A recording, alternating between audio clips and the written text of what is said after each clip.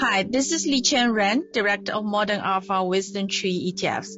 Welcome to China of Tomorrow podcast series, where we navigate China, India, Japan, and the broader emerging markets with members of Wisdom Tree and other industry leaders.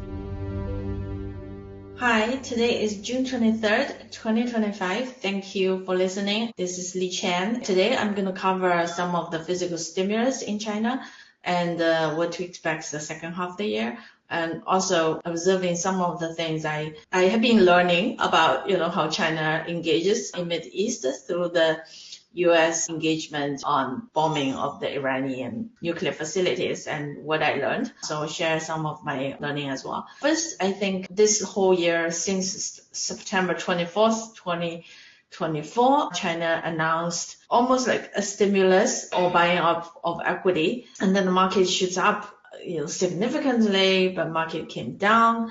And then later on, when DeepSeek came out, it went up again. And then when the trade war, or you can call Liberation Day, started, and then US-China went through really a dance between the two sides, and then market went down and came back again. So again, I think people generally now is probably realizing that a lot of things impacting Chinese equity and macro variables does not impact as much, actually. If you look at these three episodes, the first one is macro related, the second one, the DeepSeek, and the third one is the US-China trade.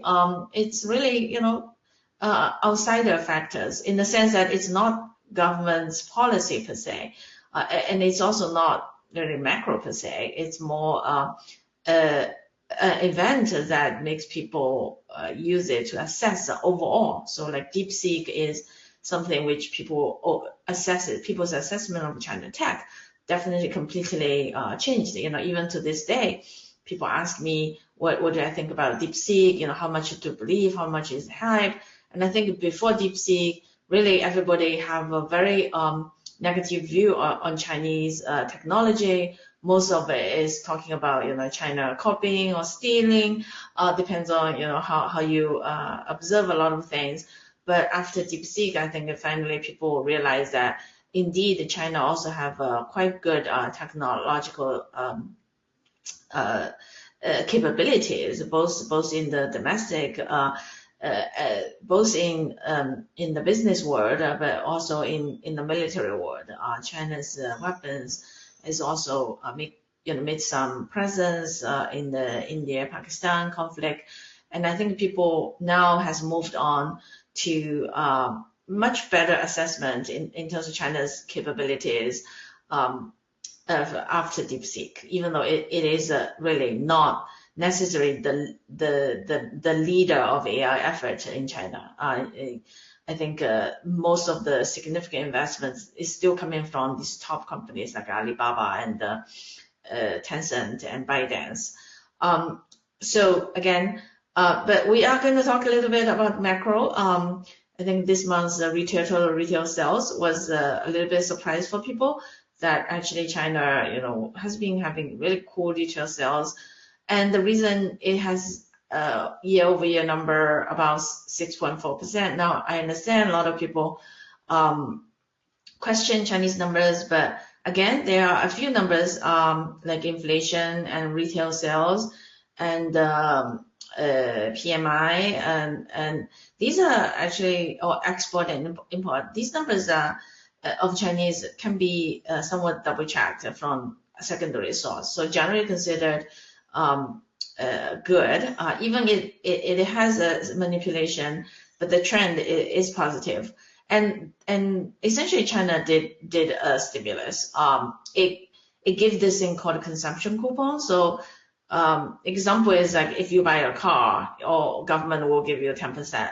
The local government will support it through the subsidies for the producers. So the difference is that unlike in the US, you got a check from the government, the Chinese producers are getting the local checks that directly compensate the consumer. And it turns out, a lot of Chinese went on spending.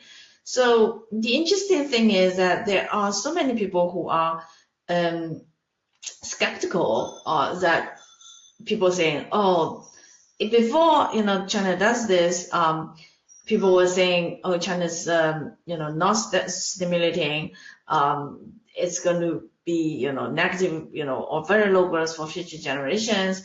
And then now China is stimulating, but not in the way US is stimulating.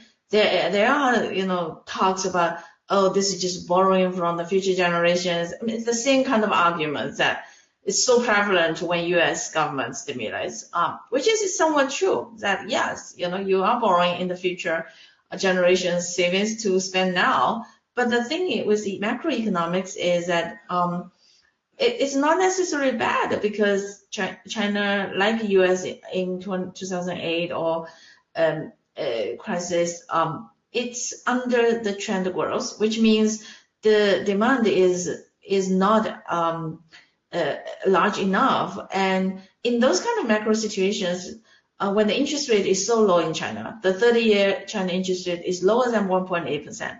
It makes perfect sense for the Chinese government to borrow money.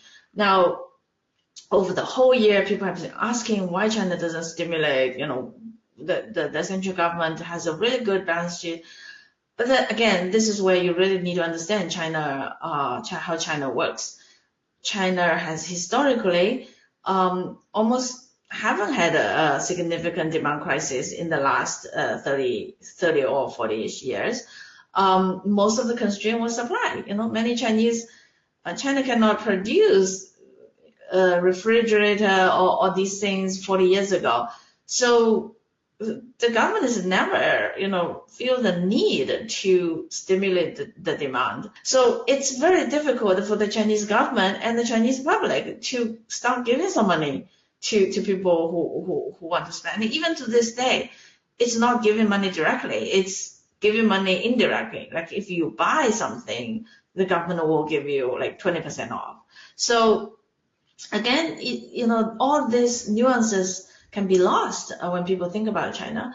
But overall, the government suddenly found something which works, which is true, and economists have been talking a lot, and finally the top leadership kind of, willing to do it, is that if you give some money to the people will spend. And similar argument in China, if you give the money to people, they'll just save it, it's not going to stimulate the economy. And we had the same argument in the US, when US was doing stimulus, a similar argument in China. But again, when you give money to people do spend. Not everybody save the money in the bank. So again, since now the Chinese government is realizing that this is actually something that works, and China's economy is still very weak, in the second half of the year, if the government does not support, it's going to be very, very hard to meet the 5% goal. Again, you can debate whether the 5% is actually 3%, but that doesn't matter, right? Given that if there's data manipulation, if there is no government support, the Chinese economy is not yet strong enough for the government to come up with a 5% number. That's it. Let's live with that. So the second half of the year, I expect the Chinese government will continue to be gingerly giving this money to local government to spend. And the second half of the year, it's more likely to be not on durables. Again, there are a lot of talk. People say, well, this thing is not going to work because nobody is going to buy 5 iPhones or, 10 TVs. Yeah, sure.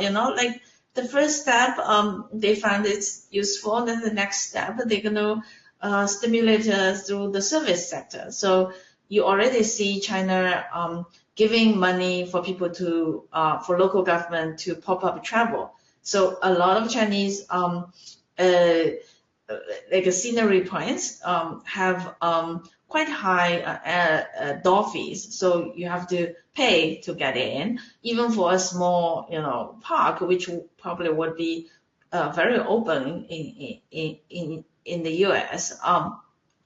So the local government can get those money and then reduce those entry fees, and then so again, a lot of this stimulus on the service sector, which I believe is also going to work.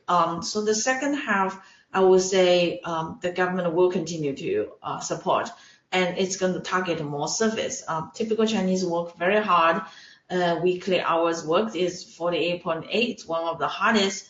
But thinking this way, it means that the stimulus will work. If you just, give some people 1 hour less of working time and give them a little bit more holidays. There are a couple provinces, Zhejiang being one of them, is trying out, which is a good message, by the way, because the President Xi was the party secretary for Zhejiang, and a lot of policies he likes Zhejiang to try it first, because Zhejiang is one of the really top growing province, which is very different from all the other provinces. It also happened to be the province I grew up, so I knew very, very well. Was very fortunate because it makes me a little bit easier to understand what's going on. So again, I will say on that topic, I will say you can expect moderate stimulus, also on the service sector. So in some way, yes, I think I made a joke on Twitter that in the US you have so-called taco trade, but in China you also has this similar trade, which is the party generally backpedal.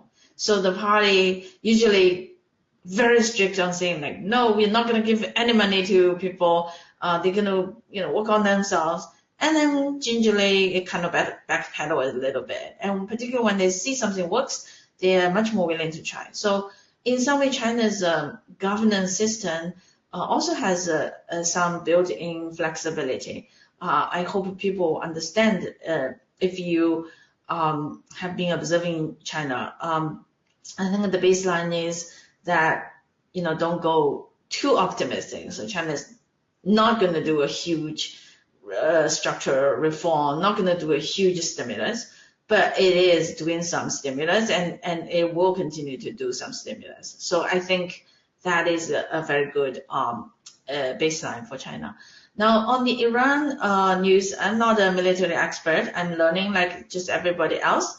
But one thing I will share quite interesting is that after US bombed, actually before US I think bombed, China gave out the 4 points positions, and it was released on Twitter, which is quite rare in the sense that usually Chinese government release top line, President Xi's points first on China's media, but this time it was released through Twitter first.